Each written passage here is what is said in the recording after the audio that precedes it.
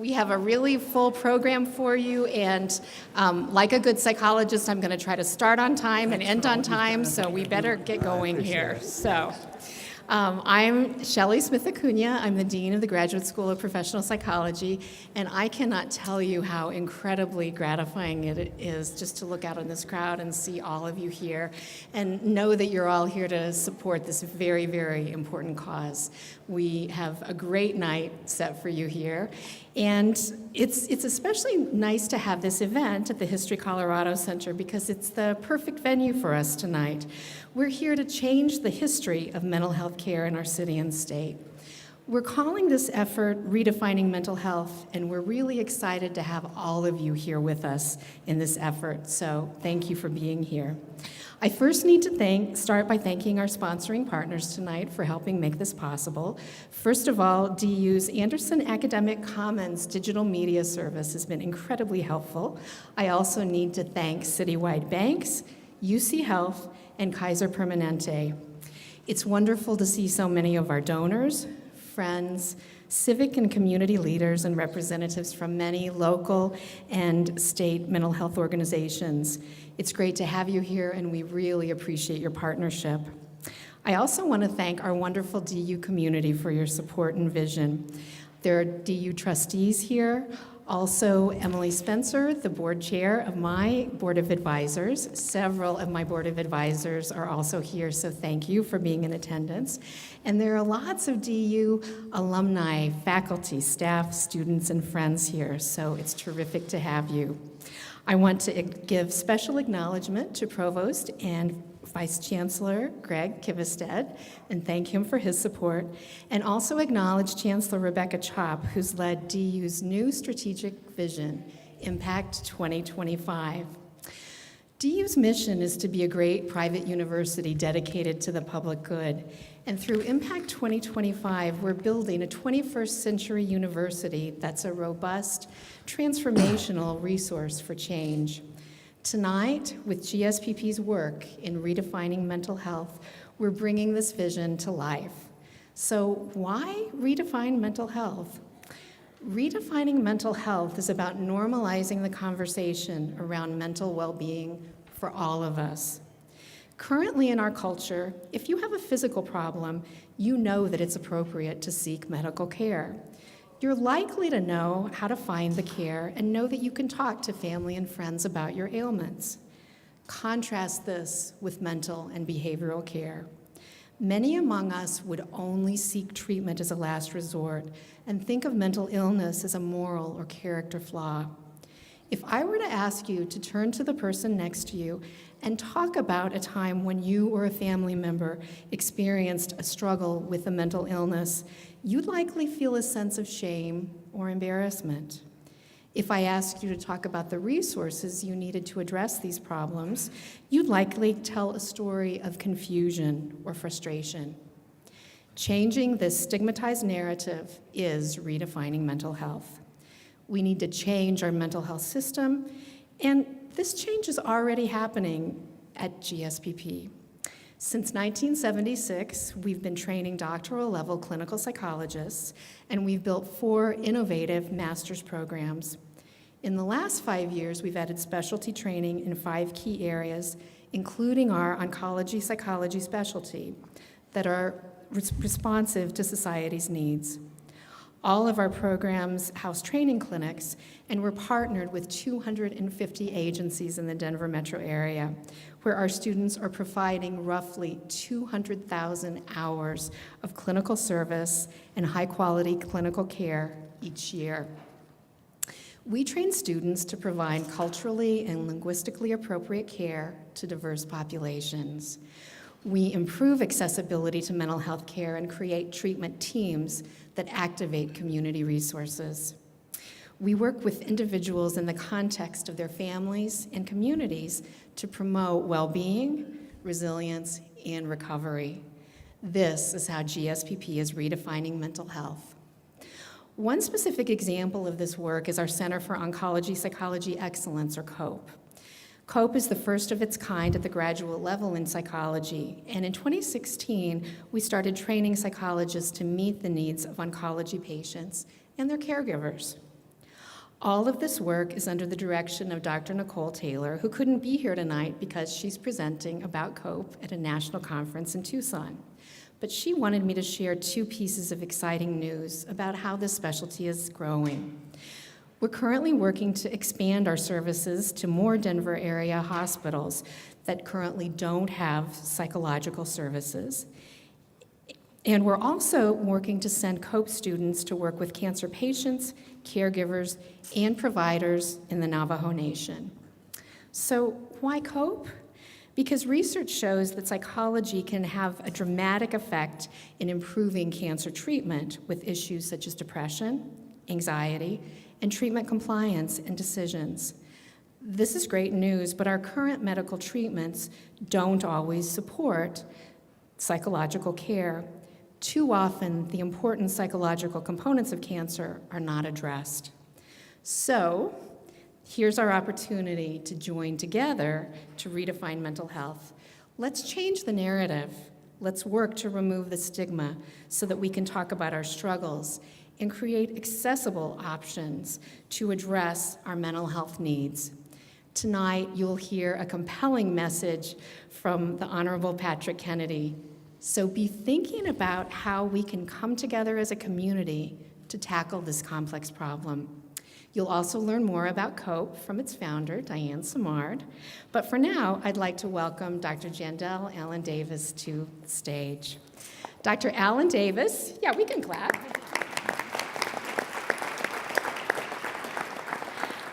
Dr. Allen Davis is the Vice President for Governmental and External Relations and Research at Kaiser Permanente, Colorado Region. We're happy to have Kaiser as a community partner for our Redefining Mental Health series. And now I'll give Dr. Davis the opportunity to share Kaiser Permanente's work and mission to redefine mental health.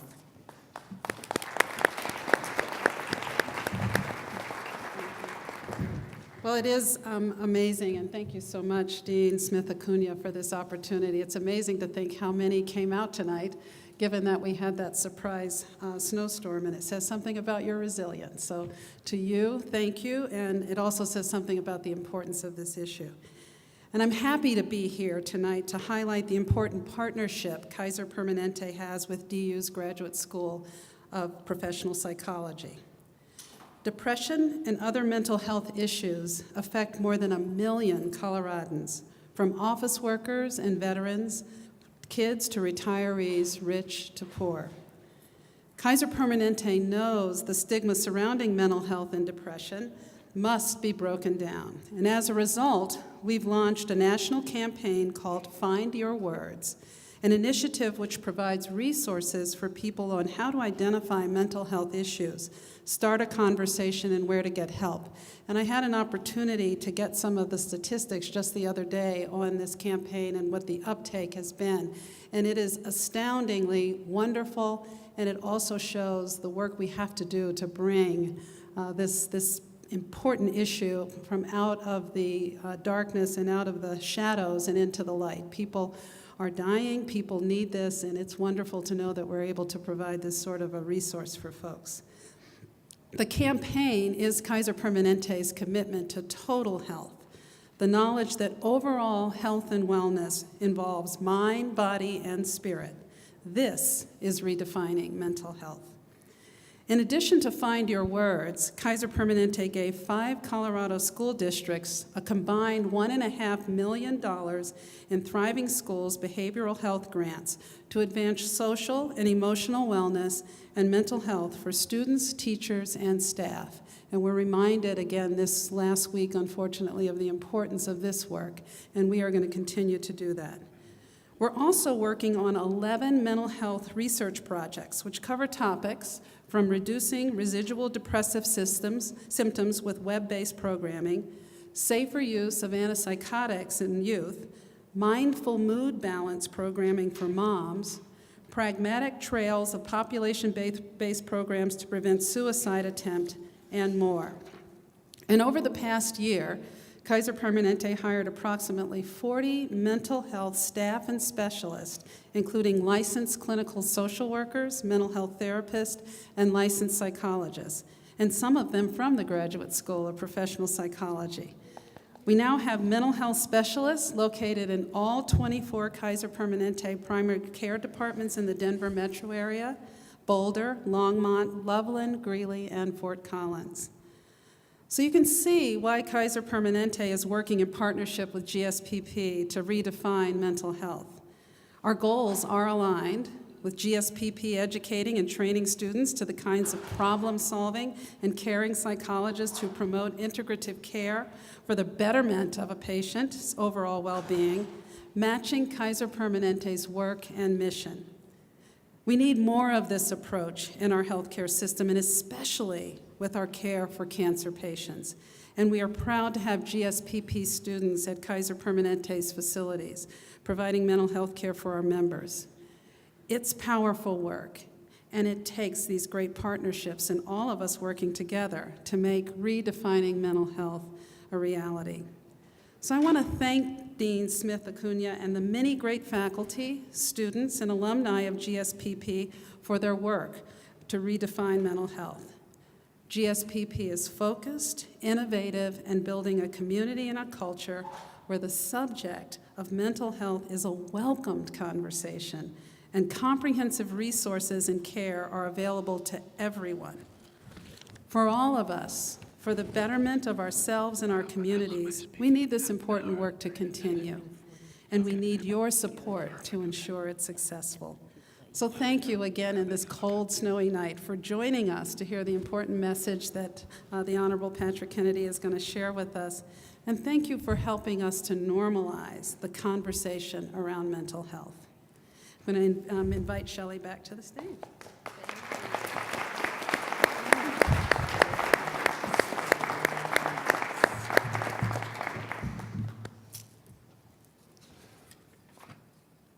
Thank you, Dr. Alan Davis. We're so grateful for your partnership and the partnerships of many others across the city and region. Just as we're committed to changing the ways we treat and talk about mental health, our guest of honor tonight and our next speaker is focusing his life's work on redefining mental health. During his 8 terms as Rhode Island's 1st Congressional District State Representative, Patrick Kennedy became a pioneer in mental health policy and advocacy.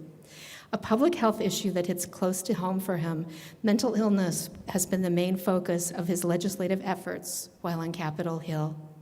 In 2008, he was the author and chief sponsor of the Mental Health Parity and Addictions Equity Act, guaranteeing equal access for mental health and addiction services for the first time in American history. After passing the act, Kennedy knew he had aided the coming generations experiencing mental health issues. As much as I respect Congressman Kennedy's success in finally passing this legislation, I respect him even more after reading his book, A Common Struggle. He is candid and thoughtful in describing the challenges that he and his very well-known family have faced with substance abuse and mental illness. His determination to stick with and utilize treatment is inspiring and has drawn on his personal experience in a really meaningful way. Upon leaving Congress in 2011, he made a promise to be a vocal advocate for the full and unequivocal implementation of the 2008 Parity Law. As a co-founder of One Mind for Research, he's leading the call to revolutionize the ways that we study, diagnose, and treat brain disease. Additionally, he created the Kennedy Forum on Community Mental Health to unite the nation's healthcare system and rally the mental health community around a common set of principles. Finally, many of us already know how cancer has touched his family in profound ways. His brother lost a leg to cancer, his sister is winning her battle against lung cancer, his mother had breast cancer, his father developed a brain tumor, and he himself suffered a benign tumor in his early 20s. Patrick Kennedy is no stranger to cancer and the physical and psychological challenges it presents. Ladies and gentlemen, please help me welcome on stage the Honorable Patrick J. Kennedy. Thank you. That's great. Thank you, Shelley. Well, let's give another round of applause to Shelley and what a terrific job she's done with GSPP. I mean, when you talk about redefining mental health on the DU campus, it's your leadership, Shelley, that's been so instrumental in giving people direction and understanding how this campus can be a force for such good in this community, which needs the professionals that you're turning out at this university. And so I want to thank those that are students who are in the audience who are getting degrees, because we need you. There are not enough of you out there. We need you. I want to thank Emily, your chair, and all of the board of trustees for what they do to make this university a really successful university and helping to meet the needs of so many. What a great story about Kaiser. Isn't it terrific that we're now just going in a direction where you can't get primary care if it doesn't include mental health? And that's big. That's big. And most of all, don't you love my orange tie? I did not plan on this, but it works out pretty well over here. I'll just stand here like this. But I am often introduced as, the leading voice on mental health and addiction in this country because of my authorship of this important law called the Mental Health Parity and Addiction Equity Act. And that should tell you how bad off we are in this country, that I get to be the leading voice. And literally, you got me by default, because there weren't a whole lot of people rushing to make mental health their signature issue in the Congress of the United States. I don't know what it was about having the words mental health and addiction right next to a congressman's name that made them feel uncomfortable. But suffice it to say, I came from Rhode Island, the smallest state in the country. And I was in the minority party because when I came in '94, Newt Gingrich was Speaker of the House. And I was the youngest member of Congress at the age of 27. So I was the lowest guy on the totem pole on every score. And the way it works in Congress, like the way it works in most places, if you want to rise up and achieve something important, you usually have to wait around a long time and have a lot of gray hair or no hair at all before you get the honor of putting your name first on a very important piece of legislation. Because Lord knows in Washington, D.C., if it's important and it's popular, I mean, that's our business as politicians. We want to be in the front of the line leading the charge. So it says a lot about what the state of mental health and addiction is in this country, that the youngest member of Congress from the smallest state in the country and in the minority party got to put his name first on a bill that basically only said that the brain was part of the body. That's what the bill says. And of course, it took us years to debate that idea and really come to agreement that the brain was part of the body, and then, of course, to get bipartisan support for it. Our Democratic colleagues kind of got it first, and then finally our Republican colleagues realized that, yes, these illnesses also affect them too. And so we figured this was the way we were going to go, and ultimately the bill was signed into law by Republican President George W. Bush. And thankfully it was signed into law in 2008, 2 years before the ACA came in, because when President Obama brought the ACA to the Congress, as you all may recall, for those of you who are interested in this stuff, we had a lot bigger vision of what the ACA could look like. We had a much bigger vision of a public health option. And of course, all of that was traded away on the bargaining table as we were trying to get enough votes to pass anything. And you can only imagine how long it would have lasted to have a bill that would have said that insurance companies were required to cover mental health and addiction as a mandate. You can only imagine how long that would have lasted on the bargaining table before being cut and dropped on the floor like the public option was. So it was a good thing that we had passed it in 2008 so that now when they drafted the ACA, it had to be incorporated because it was already federal law. And of course, we are very fortunate that, of course, we expanded through the essential health benefits for the first time, really ever, for millions and millions of Americans, the access to mental health and addiction care in our nation's history.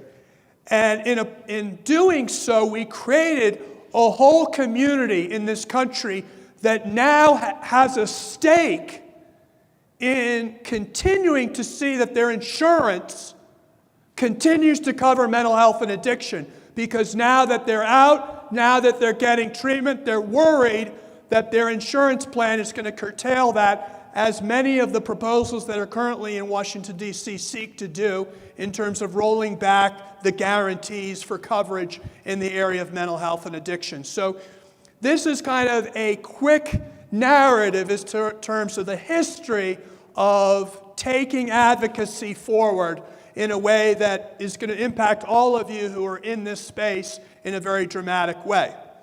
So I had the chance, as I said, to author this bill. And the reason I authored this bill, unlike many of my colleagues, was that I had already been outed as someone who went to treatment at the age of 17. And so for me to author this bill, it wasn't as big a deal as someone else per se, who, if they introduced the bill, the first 5 questions out of a reporter's mouth would be, have you ever had a mental illness? Have you ever had an addiction? And by the way, if you have, tell us what medications you're on. And how did that treatment go? Of course, no one wants to be in the position, if you're a politician, to have to go down that road. So that is why I had the great dubious distinction of having the chance to introduce the bill, because that stuff had already been out. And of course, not voluntarily. I was a second-term state legislator in Providence, Rhode Island, and I got a call one day from my chief of staff, and he said to me, Patrick, you won't believe it. And I said, what is it? He said, you're on the cover of the National Enquirer. And the magazine is at every checkout counter in your district. Meaning no one's going to pick up their groceries without seeing your picture, underneath which is the title, Cocaine Addict. And I'm like, you gotta be kidding me. I've gotta survive this. So first thing I thought of was, of course, my whole political career was over with. And next thing I thought was, I have to go talk to Frank. Now, Frank, his name was Frank DiPaolo. He was my political mentor. And he was the guy that helped me get elected to the state legislature. Because when I was a student at Providence College, I used to go and eat at his diner. And his diner, called the Castle Spa, was where all the students and faculty and everyone else in the neighborhood used to go for breakfast and lunch. And everybody loved this guy, Frank. And I knew that if I could get Frank to endorse me for state representative against my opponent, who was an undertaker, that I might have a chance of burying my opponent. And by the way, my opponent's campaign slogan was, he was the last guy to let you down. I know, it's so bad. So Frank used to take me around. It was a guy who I ran against was named Skeffington. So he's an Irish guy. It was still very ethnic politics. So in my neighborhood, it was mostly Irish and Italian, mostly Italian. So the Irish vote was pretty much split between Skeffington and Kennedy. So my job was to win the Italian vote. Amazing how this still happens and people vote. But in any event, so Frank ended up coming onto my side, and I wanted to lock him in, so I made him my treasurer, which meant that his name had to go on all of my political literature. And of course, I had to blow that name way up on all the literature so everyone knew DiPaolo was with Kennedy. And so he would take me door to door and he'd say, "Oh, hello, Mary. Hey, Betsy, this is Patrick. He's running for state representative." And they said, "I don't know, Patrick." And Frank would say, "Wait a second. You know, Betsy, I've got 2 girls and 2 boys. Patrick here, he's like my 3rd son." And, well, I mean, like an endorsement like that, you know, that's all you need in politics. And so I was heartbroken at the thought that now Frank, who had gone out on a limb for me, was now also suffering the humiliation of seeing his guy on the cover of the National Enquirer. And he was 87 years old, and I worried about the guy. I knew it might impact him. So I went over to him, you know, just to kind of gauge his disapproval and say sorry for the circumstances. And he was literally at his stove stirring the pasta fagioli at his little house. And he would not turn around. And I said, "Frank, I'm so sorry this has happened. You know, the guy that I was in rehab with sold his story that he was in rehab with a Kennedy, and he sold it to the National Enquirer. He got paid $10,000 to put this story out in the National Enquirer." And then Frank just got quiet. And then he goes, that rat bastard. And I'm like, oh my God, I didn't know whether he talking about me or who's he talking about. And all of a sudden he then said to me something I'll never forget, and this is true.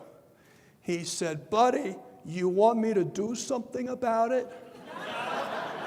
Now, that may not mean a whole lot to you here in Colorado, but if you're from Providence, Rhode Island, you know what that means. And I did not want to be a co-conspirator in a murder. So I said, "No, Frank, thank you for offering to take that guy out. I will not need that." But I knew at that moment that he was going to be the answer to my reelection. But he was going to tell everybody that you had to stand with our boy Patrick, because who could stand with that rat bastard? And all of a sudden, people didn't like drug addicts, but they certainly didn't like people who ratted on drug addicts, even worse. And that's how politically I was able to make it over my first hurdle of being outed as having needed drug treatment. So then I went on, of course, to get mental health care while I was a student at Providence College, up until the time I was going to run for Congress. Because I thought to myself, if I'm going to run for Congress and step up on the big stage, I can't have anybody find out that I'm seeing a psychiatrist. So I used to park my car, 5 blocks away from my therapist's office, and that didn't help.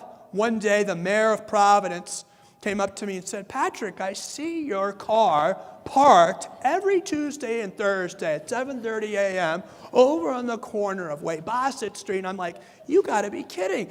I mean, Rhode Island is that small. They know you by your license plate in Rhode Island.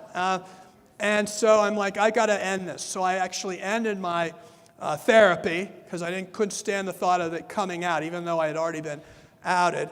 And when I went to Washington, I was obviously not getting treatment because I have a chronic illness of addiction. I have a co-occurring mental health condition, depression, bipolar, and these are conditions that need chronic care.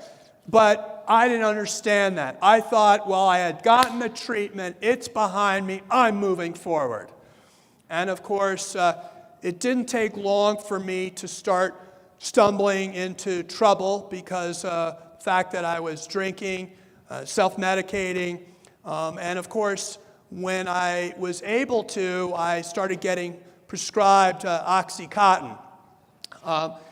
Shelley mentioned that I had a tumor in my spinal cord. It was removed after 14 hours. And of course, this is the story I always used to tell every doctor: 14-hour-long operation to remove a tumor from my spinal cord. And of course, I got a big scar in the middle of my back. And that was all it took for any doctor I showed that scar to prescribe me the latest and greatest in opiate therapy.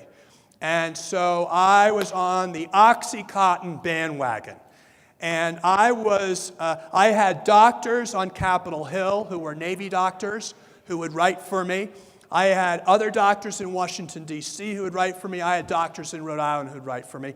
And anywhere I went, I'd find doctors who would write for me, because who's going to say no to a sitting member of Congress who says they've got some back pain and actually can justify it with a quick look at the back?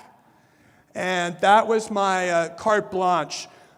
They never had prescription drug monitoring programs back then, even though I did my best to go to every pharmacy throughout southeastern New England so that no one pharmacy could actually figure out how many Oxycontins they were prescribing to me. This went on for a couple of years, and finally I needed to detox. And so, like in most cases, I would do it on my vacations because, of course, I couldn't be missing work, so I would do it also when no one would ask for me. So Christmas break was good because no one would wonder where I was. They'd all think I was out here in Colorado skiing or something, spending time with my family, right? I thought these are the moments where I could actually get some treatment. And this is the way I pieced together treatment throughout my time in Congress, was in a sporadic way, on vacations when no one was looking. And I would go principally to places like Mayo Clinic because I figured, well, if I went to Mayo, they might think I had a real illness. They might actually think I had cancer or something serious that or some orphan disease. Because no one thinks of addiction and mood disorders at Mayo Clinic. They think of, all of these other illnesses. And so I thought if I went to Betty Ford or Hazleton, then of course they'd figure out I had addiction again, and then I'd be shooed right out of office. So I remember going to Mayo, and the doctor said to me, now, Congressman, in order to treat your illness, we will detox you here at St. Elizabeth's, but then you need to go down to Generous. And I said, go down there? And of course, all the mental health clinics are on the periphery of the medical campus. Isn't that the case always, right? And I said, wait a second, no, don't you know who I am? I can't go down there with all the addicts and people with mental illness. I need to be treated here. And they said, listen, if you want, the complement of care, you need to get treated over at the Generous building. And I said, no, I don't have time for that. So, of course, I got detoxed from Oxycontin. I went back to work in January, and I couldn't sleep after years of high tolerance levels. So I started taking Ambien because I thought, well, at least that's not very addictive. And about 3 months later, I got up in the middle of the night at 3 in the morning, threw on my coat and tie, and drove my Mustang Ford to the Capitol because I thought I had to vote at 3 o'clock in the morning. A lot of people have, sleepwalking or sleep eating. In the Kennedy family, we have sleep voting. Or we have the image that we're supposed to go and cast a vote for something. We're not quite sure what it is, but we have to cast a vote for social justice. So the sad fact was, I don't really recall much of that at all. I was told the next morning after I got up and I couldn't find my car, which unfortunately was not a new situation. I blacked out often. That I had come within inches of running over a Capitol police officer on my way, careening through the streets where the only people up in that hour, thankfully, were Capitol police officers, and there was no one else on the streets. But even still, I could have killed a Capitol police officer. So my life today really hinged along inches. The difference between me being here tonight and speaking to all of you and not being locked up are inches. My life could have been totally different. Instead of me going back home tomorrow to my wife and 4, soon to be 5 kids, I wouldn't have had any of that. I'd be locked up in a jail. By inches, the fate of my life turned. And I ended up having to go back to Mayo, and this time they told me, well, you have to go to the Generos building. So, I thought again, I came to this moment in my political career where I thought it was all over. I went to treatment for over a month, and when I came back, I was up for re-election, and everybody was calling on me to resign my office. And I decided to run for re-election anyway. My whole staff said, Patrick, whatever you do, don't talk about mental health and addiction. They've already read all about it. And I would go to community centers. I have a lot of elderly high-rises. My predecessor in Congress was chairman of HUD, banking committee, so he got more public housings for senior citizens in my congressional district than any other one in the country. Florida has nothing on me in Rhode Island.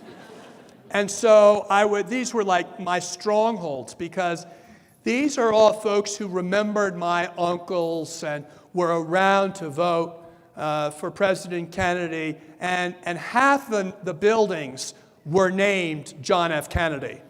And they all had a big picture of him on the wall, and so I used to call them towers of power, because literally all they would have to do is come out of their room, go down in the elevator, and right in their community, vote. There was 98% voter turnout, and 99% of it voted for me.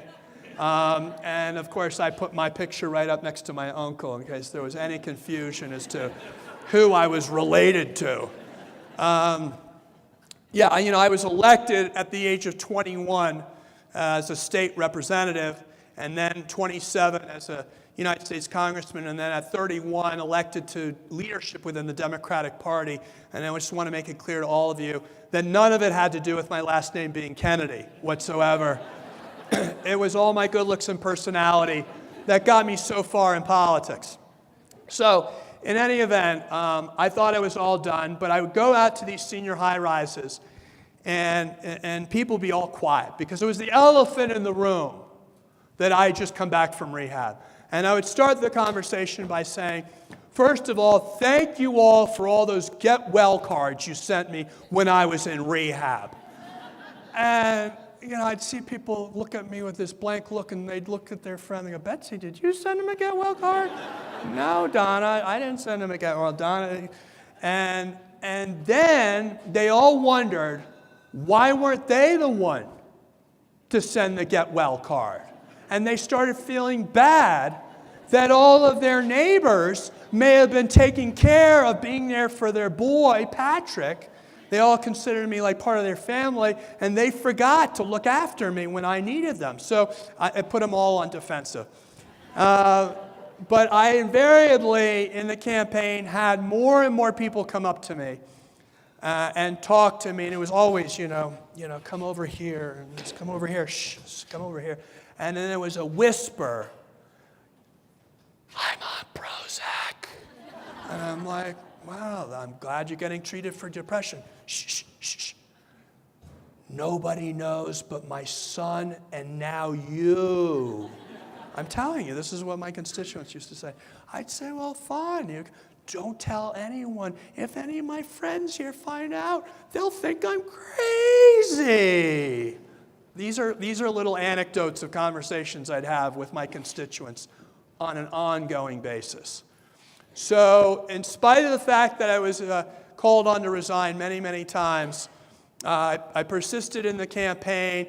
Because I had already been a sponsor of parity, everyone knew of my work in that field. And unlike most cases where, politicians jump onto an issue after it's like sexy, they all knew that I had kind of told them. They had an idea that I'd suffer. They didn't know quite how bad or how much did they want to know. But they knew I cared about it as an issue in addition to me facing my own challenges. And I'll never forget on election day, I'm standing in front of one of my polling places in Warren, Rhode Island, and it's 10:30 in the morning, and a guy comes up, and it was right after like rush hour when everyone votes before they go to work, and then you get the second onslaught around lunchtime, and then the big one around after work. So this guy starts coming up, and I knew he was not a friend of mine. And you know this when you're in a small community. You know which people don't like you, and especially if you're a people pleaser like me, you can identify whoever is in the room that doesn't like you. So I tried to find someone who I could lock eyes on that liked me, and I couldn't. And so I was forced to confront this guy that I knew didn't like me, and he came right up to me and he said, "Kennedy, I've never voted for you." And I'm like, yes, I know, I got that. He goes, "I don't agree with the thing you stand for." I'm like, okay, all right. But this mental health issue, I want you to know, it affects my family, and I know that you know about this because you've been through it. And I think that's what Congress needs, so I'm going to vote for you in this election. And it was like a sea change. Like I immediately knew I was going to win that election. Immediately. I didn't need any polling data. I didn't need any exit polls. I knew in my gut I was going to win. I never imagined that I was going to win that election the year after I was arrested for a DWI with the largest plurality of my whole political career. I'm not encouraging anyone who's looking to get in politics to think all they need to do is go get a DWI and they're set for political success. But it really hit me like a ton of bricks that people, voted for me, and I felt humbled by their support. And it was in that next year that we got the mental health parity law passed in the House. And it was in the following year that it was sitting on the desk in the Senate in the fall of 2008. And there were two competing versions of the bill. The House version, which covered all DSM diagnoses, and the Senate version, which only covered biologically based disorders.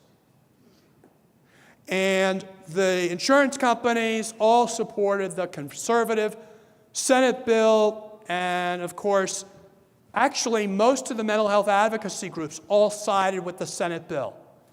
And the great Pete Domenici, God rest his soul, wonderful human being, because they wanted to get something passed. And they had never gotten anything. There were lower lifetime caps on insurance coverage for people with mental illness. There were higher co-pays, higher deductibles, higher premiums. All of that needed to be changed for people with serious mental illness. And so the feeling was, listen, and Pete Domenici told me, he said, "Patrick, I'd love to take care of your people. But if we add those addicts to our bill, it'll be like a poison pill. It'll kill our parity law to add your definition," which is basically that all the DSM diagnoses. And we had a fundamental moment. What are we going to do? Now, Paul Wellstone was the primary sponsor, hence the name, Wellstone Domenici, Mental Health Parity and Addiction Equity Act. And as you all recall, Paul died suddenly in a plane crash. The committee that Paul served on was the committee my father was chairman of. My father, by default, ended up as sponsor, as the lead Democrat for the lead Democratic position on the parity law, which meant that he had to negotiate with me on what the final version of the mental health parity law would look like. Now understand this, when I was growing up, mental illness and addiction ran rampant through my family. They say that these illnesses run through families. In my family, they galloped. And I'll never forget growing up, my mother routinely would walk through the house inebriated in the middle of the day with next to nothing on. And my father and every one of our guests, whoever they were, many times very influential people, as you can imagine, in the life of our country, none of them would look at my mother. They would all pretend it was like they were already in on the secret of the game. And the secret of the game is don't look. And it was amazing how everyone who came in the house understood what the rules of the game were. You come into the house, you pretend not to see, and you try to go on with your life. And as her son, along with my brother and sister, we were always paralyzed. Can we just get my mother back in her room? Can we just lock that door? Where is the secretary that's supposed to keep her back in her room?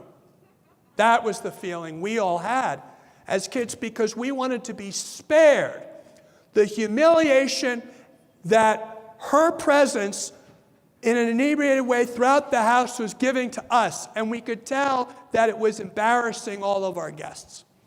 And this happened regularly. When I had friends over to the house, I'd have to go try to hide my mother so that my friends' parents would not meet her when they came to the door to ask where Michael was, their son, or anyone else who was coming over to play. And that was routine. So, and of course with my father, he was absolutely affected by tragedies and trauma that we're only beginning to understand the impact of today in the wake of our latest war. But back then, no one knew what post-traumatic stress was. But if there was ever someone who would qualify for a diagnosis of post-traumatic stress, I dare say my dad could be the picture of post-traumatic stress. And I witnessed it. I lived it. And it was painful to watch. And I hope because of the work that all of you do, that we will not have to let people suffer in a way that they don't need to suffer simply because of the shame of getting help for very real things that are in fact treatable.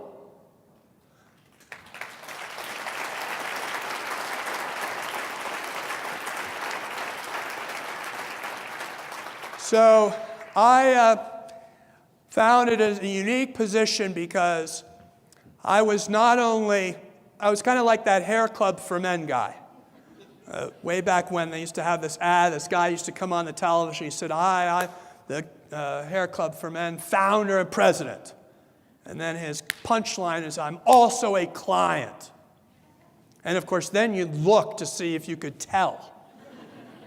How's it working out? And so I'm like the hair club for men guy because, not only am I the sponsor of Parity, but I'm also a consumer of mental health services myself.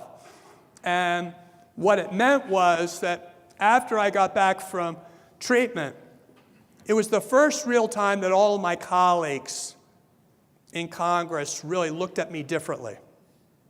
They were like the person looking at the Hair Club for Men. They would look closely at me. How are you doing today? Is he okay? I don't know. Is he okay? And so, in any event, the good news was they didn't know anyone else in the United States Congress that had suffered from an addiction or a mood disorder. But they knew me. I mean, I was all over the media, everywhere you looked. Was I going to resign? Wasn't I? How many of the bars did I stop in before I got behind the wheel? Who's talking? Who's not? Blah, blah, blah, blah, blah, blah. And so when I got to go back to work, I kept getting colleagues of mine, fellow congressmen and women who I never used to talk to before, would grab me and to take me aside, said, "Can we talk?" And then they would tell me about their own issues and that of their family. And I had one of the most meaningful experiences that any member of Congress could ever have, because I had an intimacy in communication with colleagues of mine that I guarantee none of them have with anyone else.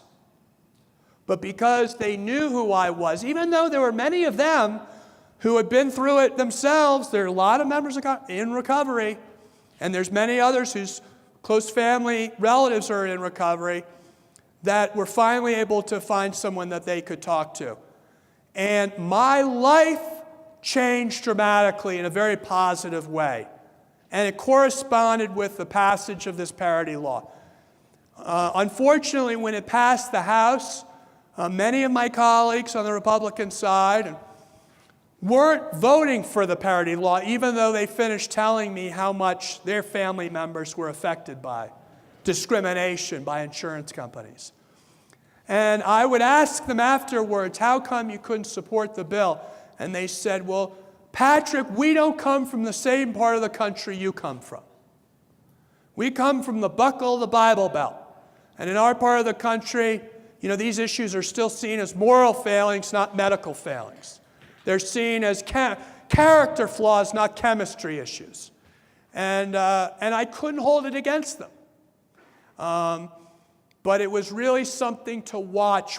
People tell me the most heartbreaking stories of mental health in their own families, and then watch them vote no on a law that would have helped their family and their situation. So it turned out that my father, at that time when we were negotiating this, was diagnosed with cancer, as you've heard. And he was convalescing at home. And it also turned out that fall of 2008, we had the big banking crisis, as you all recall. The economy went down and tanked. And we all were anxious to pass a bill to fix the economy and go home. And the bill was called TARP, Toxic Asset Relief Program.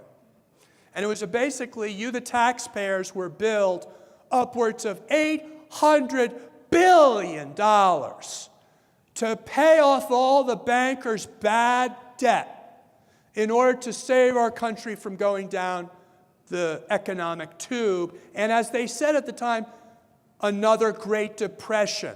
For those of you who recall those days, that's what they were talking about, if we didn't pass this TARP bill.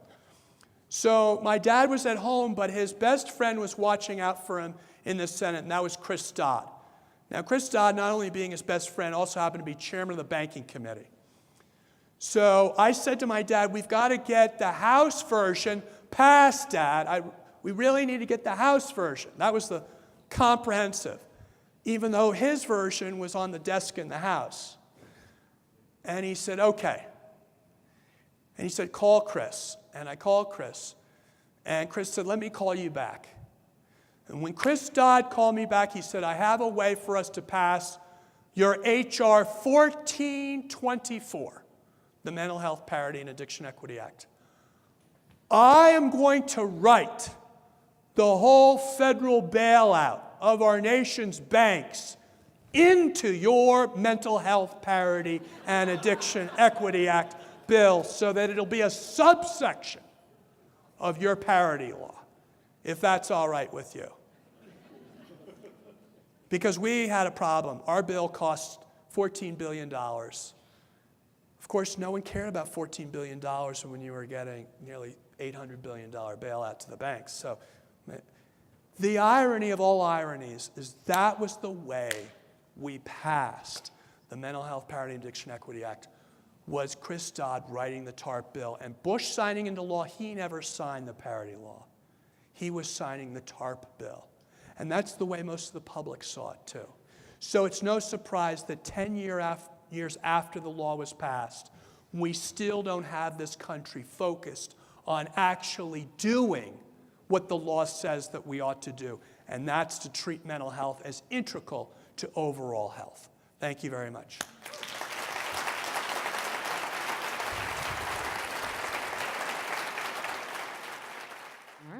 I'm very happy to introduce my dear friend Diane Samard to come and talk about COPE.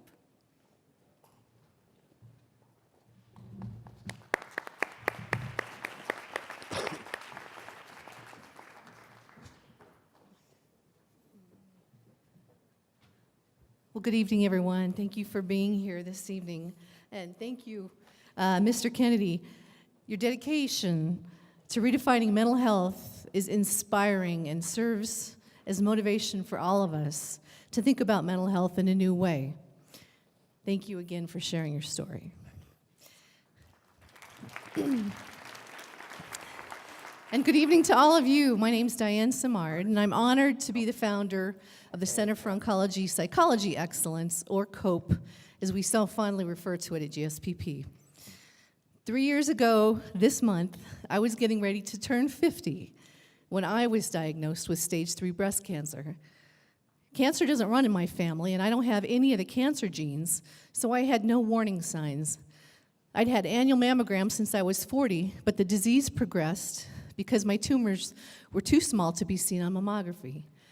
As I began the 5-month chemotherapy regimen, I was asked numerous times by medical professionals how I was faring psychologically.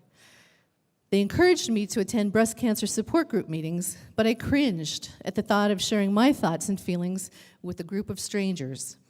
When I asked my medical oncologist whether she could refer me to a counselor who has experience working with a female business executive cancer patient like me, she said mental health professionals, including licensed psychologists, typically don't specialize in an area like cancer. If I did find someone, they likely wouldn't accept health insurance. I quickly realized that there was a gaping hole in the level of access to individualized mental health care for those dealing with a cancer diagnosis and treatment. During those 5 months of chemo, most everything I drank tasted like vinegar. My nausea was relentless, and at the midway point of chemo, I ended up in the emergency room with a whopper bout of vertigo. But I also began to evolve and grow as a human being because I did a lot of forgiving and emotional purging. When I emerged from the 16 brutal chemo treatments, I felt an overwhelming need to channel my experience, determined to find out why so little emphasis is placed on the psychological impact of cancer. Thankfully, I was introduced to the Graduate School of Professional Psychology at the University of Denver.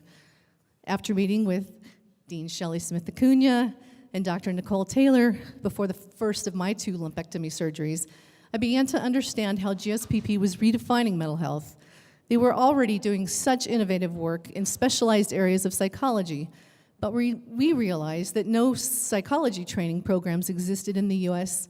that focused on psychosocial oncology at the graduate level.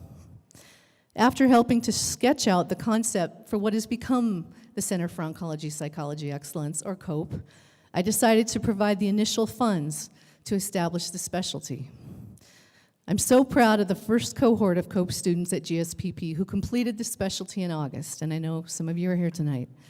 The second COPE cohort began their coursework in January, and so far, 35 students have taken some or all of the COPE courses. These students are training to become the next generation of mental health professionals who can provide treatments to support individuals like me throughout their cancer journeys. We want people to know about the impacts cancer has on mental health and how we're increasing access to resources for populations who need it most. I continue to meet cancer survivors who finished treatment years ago, but continue to struggle with fear of recurrence, loss of innocence, and irreparable changes to their bodies. Some have simply lost their ability to be happy and wish they could get their pre-cancer lives back. GSPP is making sure that the medical doctors who are taking care of the physical effects of cancer have trained psychologists available to help address the traumatic psychological effects of cancer. Every cancer patient, survivor, and caregiver experiencing this disease deserves a higher level of psychological care, and COPE helps deliver this care. Would you please join me in supporting GSPP and the programs like COPE that it offers? Please consider making a gift tonight to help impact the community that GSPP serves. A gift of any size is a message that you are dedicated to helping us redefine mental health. Giving is easy. You can make a gift two ways. If you have a phone in your pocket or purse, please pull it out. You can text GSPP to 4144. Again, that's GSPP to 4144 to make a gift of any amount to support our work at COPE and GSPP. You can also visit the giving table as you exit where our friendly and helpful DU advancement team members can help you make a gift via credit card or check. Thank you again for your partnership and support as we work together to redefine mental health. I hope you'll continue to follow our journey this year. And now it's an honor to welcome back my dear friend, Dean Shelley Smith Acuna. Thank you.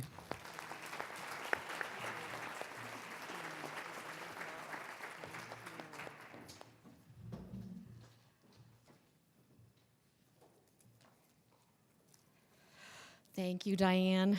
Wow, what a night. So much inspiration, so many things that I think we'll take with us from this evening, so many things to think about.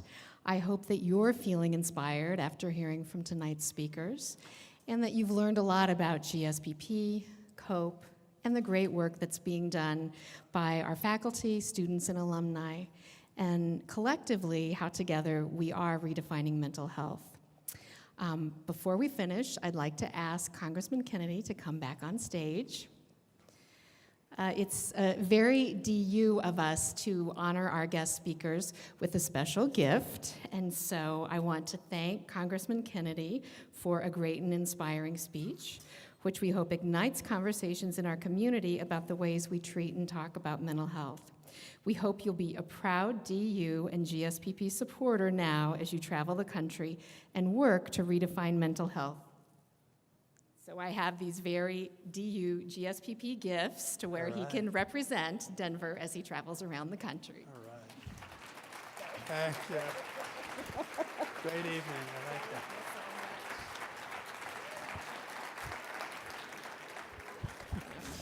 And by the way, if you haven't noticed, some of that swag is on tables for all of you outside, too. So it's not just Congressman Kennedy that will get some of that special swag. I also have another fun treat for the group. Everyone who donates tonight to GSPP in any amount is automatically entered into a drawing to win a signed copy of Congressman Kennedy's book, which I have down here and I'll show you because it comes with a special commemorative book cover to describe what we did tonight. So I've already told you how much I enjoyed this book. I'm thinking of requiring it for some of my students to read. It's a great history of mental health in America as well as telling his story. So I will wish all of you luck in winning this book by registering for the drawing tonight. And finally, I want to close by saying that we hope that you've been motivated tonight to become a part of our Redefining Mental Health mission by supporting GSPP. And there's lots of ways to support GSPP. First of all, remember that our aim is to have greater impact, change more lives, and be a national model for how to approach and treat mental health. Even more, we want to train our students to be prepared to meet a diversity of people where they are and provide services that have a deep human impact. It's how we're redefining mental health not only on our campus, but across our great city and state. And we hope that you'll partner with us. We hope that you'll consider making a gift tonight. And please join our efforts online and on social media. Inside your program tonight, you may have noticed that we have an insert that will give you a voice in redefining mental health. You can see that if you use this, blank is my normal, that goes to hashtag is my normal and fill that out. You can attach this to our social media and share your story. Yes, mine says going to therapy is my normal, so that's part of my anti-stigma efforts. But we hope that you will tell your story and inspire other people to tell their stories as well. We'd also like for you to visit our website and look at what's coming next. This isn't the last event in our series, and we hope that you'll find other ways to come and participate in our events and get information that we have to offer. Your program is also a guide to redefining mental health, and so you may have noticed on your chair, we've got a lot of information about our programs. We hope that you'll take this with us tonight and look over the ways that you can be involved in our mission to redefine mental health.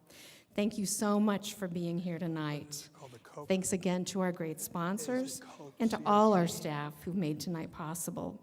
The University of Denver Advancement and Marketing and Communications team, all our GSPP staff, and the staff at the History Colorado Center.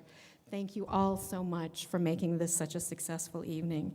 And again, thanks to all of you for being here and helping us change the narrative about how we can redefine mental health. We hope you'll be a part of the conversation, and we're really glad that you were here. So good night and be well.